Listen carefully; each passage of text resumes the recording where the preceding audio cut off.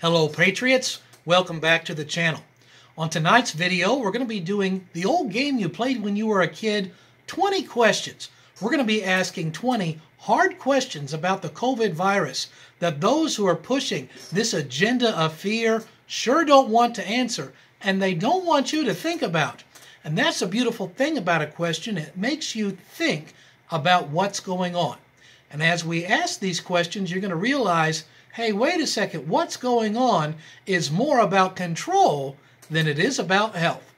Let's get started.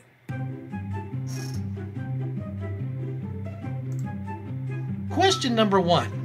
Why has no one in Congress died from this virus? Look at the picture here. The most people in Congress are older people, the group that I say are most susceptible to the virus. We have a few hundred members in Congress, and during the last 5 or 6 months of this virus, these people have no doubt interacted with a few hundred or even a few thousand people each over the last 6 months. So that means there have been hundreds of thousands of contacts from this group of senior citizens. Why has not even one member of Congress passed away from the virus? Question 2. If shopping is safe enough with social distancing, then why not in-person voting? I mean, you can stand in line if you social distance, and that's safe enough to buy a jar of pickles. Why can't you do the exact same thing to do in-person voting? Question 3. If masks work well enough, why were criminals released? I mean, we've seen governors throughout the country release thousands of criminals. Here in my home state of Kentucky, our governor released nearly 1,000 convicted criminals from jail because of the virus. Wait a second here. These people were already quarantined, and if masks make me safe enough to go to Walmart with 500 other people, why didn't we just give the criminals some masks instead of releasing them back into the streets of our neighborhoods? Question 4. Why aren't nutrition, vitamins, and exercise being emphasized? What I see from the national stage and I see from Kentucky Governor Beshear, when he talks about getting over this virus, he's talking about a vaccine. I want to pump some chemicals into your body. That's the solution. Why isn't he saying, hey, your body's natural immunity system will be boosted by nutrition, vitamins, and exercise? I have yet to see him talking or emphasizing about this even one time. Why is that? Question 5. If masks work well enough, why not open schools? I mean, they're saying, hey, masks will be safe enough to go to Kroger, and there might be 300 people in the store, or Walmart or the shopping mall with hundreds and hundreds of people. Well, then, under the same guidelines, why can't we open up the schools? Question 6. How can the number of cases be increasing and deaths be decreasing? Well, that doesn't add up at all, does it? If there is this skyrocket surge of cases, as they claim, then there should be a proportional increase in the number of deaths. But that's not what we're seeing, is it? Deaths are either staying the same or are actually dropping as we go on. Those things don't add up, and so how can that possibly be true? Question 7. If it's so deadly, why aren't big box employees dying? Think about this. The employees that check you out at all these big stores like Target and Lowe's and Walmart, they have dealt with hundreds of customers a day now for months. So they've interacted with thousands and thousands of people. How come these employees aren't dropping like flies? That would be all over the news. It would be help wanted because our employees are all dying. Well, that's not happening, is it? So how deadly is it really? Question 8. What happens to your body the longer that you wear a mask? This is a question that needs to be asked. If you continue to wear a mask, then you know what? Where does all that CO2, that carbon dioxide that your body's trying to get rid of, where is that magically going? Well, a lot of it is going back into your lungs. And if you are breathing in instead of oxygen, you're breathing out the bacteria and the CO2 back into your lungs in a large portion. That will cause sweating. It'll cause skin irritations, acne breakouts, increased heart rate, increased blood pressure, drowsiness, confusion, headaches, dizziness, shortness of breath, and muscle tremors, just to name a few. So it makes you wonder, what's going to be some of the other long-term effects of wearing a mask? Question 9. Why are hospitals not overwhelmed? That's what we were told to expect, and yet what have we seen the last 5 or 6 months of this virus? Hospitals have been laying off employees because there's not enough patients there. In Kentucky, Governor Beshear built a $7 million hospital for COVID patients with Kentucky taxpayer money, and that hospital saw a grand total of 0 people. That is correct. 0. Why are the hospitals laying off people? They're not being overwhelmed when that's what we were all told was going to happen. Question 10. Why are there lockdowns, mandates, restrictions, canceled school, closed parks, and all these other things for a virus with a 99.99% survival rate?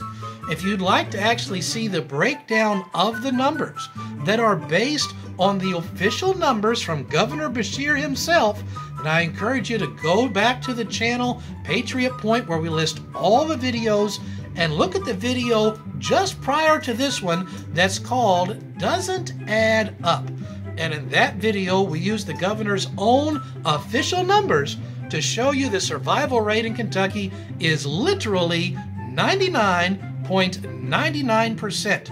So why are all these lockdowns for something that I have a 99.99% chance of surviving? Question number 11. How deadly is it if you can have it and not even know that you have it? Kentucky Senator Rand Paul was diagnosed with the virus, and on WBKO television, Channel 13 out of Bowling Green, they asked him how it was to endure the virus. And he answered in that interview, if he wasn't told that he had it, he never would have known, because he never did have any symptoms at all.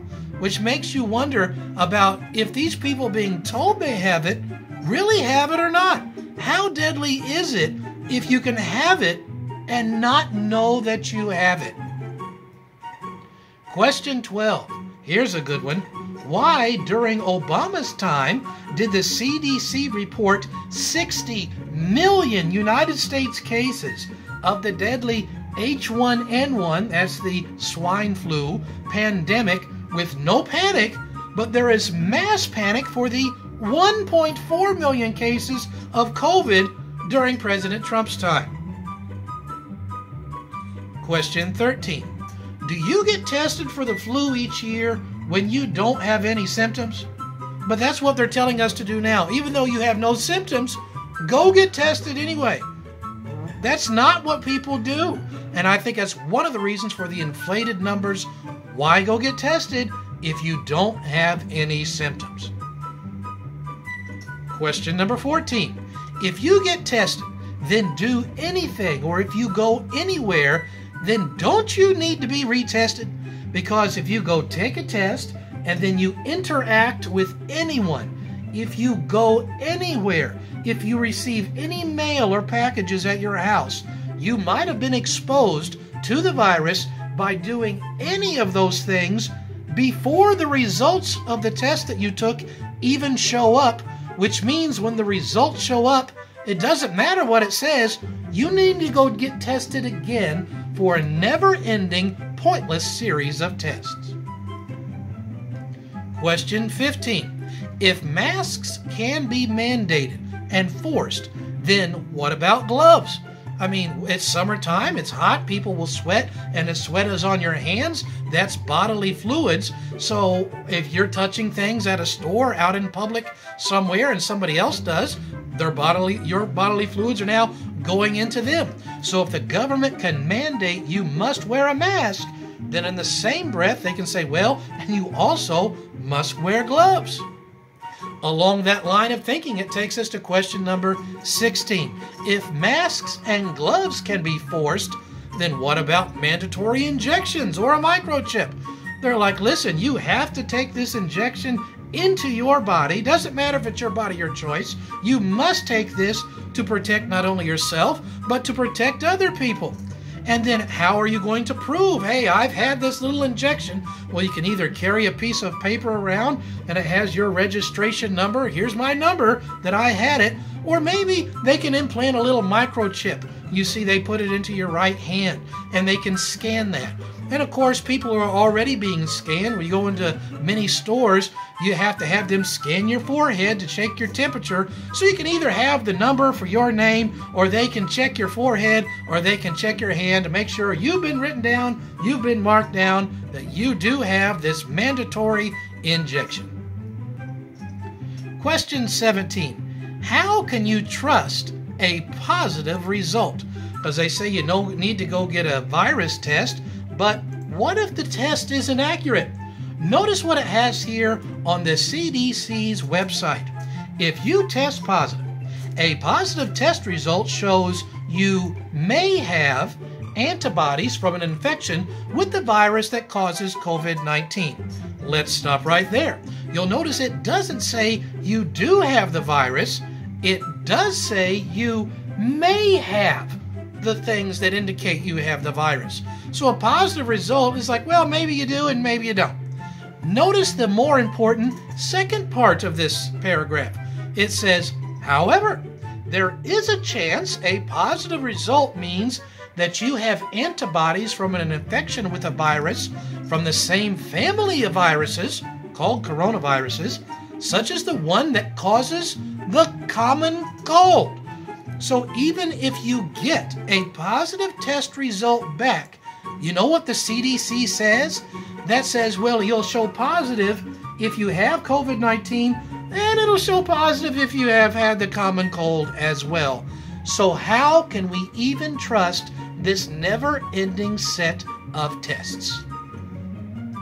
Question number 18, and these last three I really hope you pay extra special attention to. Question 18, does the regular flu kill thousands every year? If you look it up here in the United States, the regular flu kills tens of thousands of people every single year. That leads us to question 19.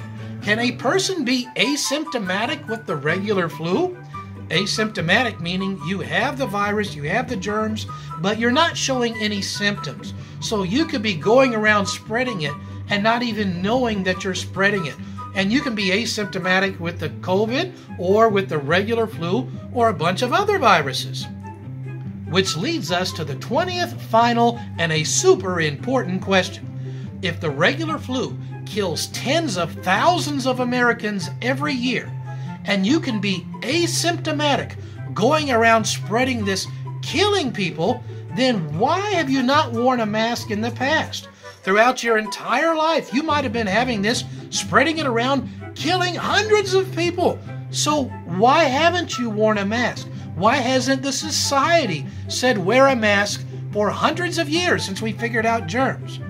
And the second part of this is, since you can have this virus, the flu virus, or many of the other multitude of viruses that kill people, and be asymptomatic with these, then why doesn't the entire human race wear masks for all the rest of eternity? 20 questions that need to be answered about the COVID-19 virus that the liberals don't want to have asked, and they definitely don't want you to think about. But I hope you have, and I hope you will share this. There's one last thing I want to leave you with tonight, and that is something that we can leave you that is very positive, and no, it's not a positive test result. And that positive thing is the upcoming Bluegrass Back the Blue Family Festival. The police enforcement here in Kentucky and throughout the nation is not receiving the support that they both deserve and really need. And so it is up to we the people to support the police and those who defend us. So I invite you all to come out on August the 29th to Campbellsville, Kentucky to help us celebrate law enforcement. It's going to be a wonderful evening. We're going to have a free live music concert. There's going to be free activities for the kids, face painting, dunking booths, bouncy houses, and we've got some things for the adult too. And in addition to the free concert, we're going to have all kinds of vendors there. We're going to have food. It's going to be a wonderfully great family event. And during the event, we're going to put police officers' names in a hat. And then at the end of the night, all the money that we made by renting out space to the different vendors, we're going to pull names out of a hat and give a third of that away to the special Kentucky State Police island and camp that's set up for underprivileged kids. We'll give another third away to the Kentucky Sheriff's Association that also has a special camp for underprivileged kids. And we're going to give the other third away to police officers that night. Call them up to the stage and give them hundreds of dollars at a time until we run out of money. It's going to be a great family-friendly festival, and I hope you'll be a part of it. If you'd like to learn more about it, just go to the website for the event, which is godandcountryministry.com/events. We'll look forward to seeing you there. And until next time, I'm Lee Watts for Patriot Point. Stand strong, Kentucky.